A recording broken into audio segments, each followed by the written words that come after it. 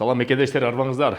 Россия Федерациясынын экономикасы төмөндөп, өткөн жумада Россия Федерациясынын президенти Владимир Владимирович Путин чоң жыйын өткөрдү. Ошондо өзү айтып кетти. 2 месяца подряд экономическая динамика, к сожалению, снижается.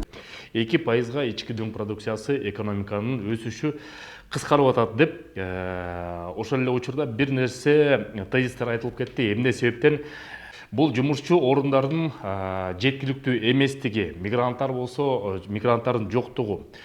Ошо боюнча кыскача сөз сүйлөбүз. Сөз баштаарынын астында кичинекей жарнама барыбыз эле чек арага чыгып келебиз легалдашуу үчүн. Анан кийин, эгерде акчаңыздар жок болсо, көп балалуу болсоңуздар, муктаж болсоңуздар, биз иштешип жаткан жаамат бар, чек арага бекер алып барып, бекер чыгарып келет. 4 выходта Волгоградский проспектте Абубакыр жана Замир деген мырзалар, чын эле муктаж болсоңуздар, мен азыр астына телефондор жазып коем, кайрылып, диаспоранын атынан десеңиздер, бекер чыгарып, бекер кайра алып келет. Эми негизги тема. Россия Федерациясынын экономикасы түшүп, алга бир нече фактор бар. Ошо бирок факторлордун ичинде ошол жумушчу колдор жетишсиздик себептен ар бир мигрант, ар бир жумуш берүүчү, ар бир жумуш иштөөчү булар экономикага кошкон салым себептен ошол жумуш болуп турса, жумуш иши болуп турса, стройкалар убагында берилип турса, анда экономика ошол себептен да өсөт. Көпчүлүк учурда бирок Россия Федерациясынан ошого карабастан депортация, выдворение да көбөйүп баштады.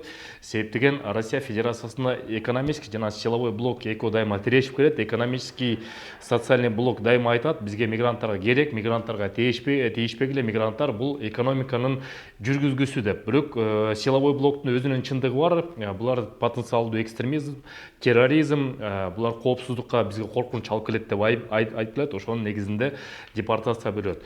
Кыргызстан өнүгүп атат ошол эле учурда. Кыргызстандын экономикасы 2025 жылы эң чоң СНГ боюнча эң чоң көрсөткүчтөрдүн бири болду. Жалпы жыйында Владимир Путин да айтып кетти, Кыргызстан чемпион по экономическому развитию деп туруп. Ошол эле учурда Кыргызстанда жумуш орундар бар. Ошондой жумуш орунду биз атайын мэрия аркылуу тактап, мэрияга айдоочу, автобус айдаганга айдоочу мекендештер керек экен Бишкек шаарынан.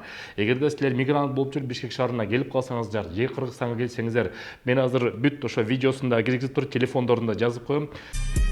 Бишкек шаардык транспорт муниципалдык ишканасы кызматчыларды жумушка чакырат. Өз ишин мыкты билген, жоопкерчиликтүү жана кесипкөй адистерде кызматташууга чакырабыз.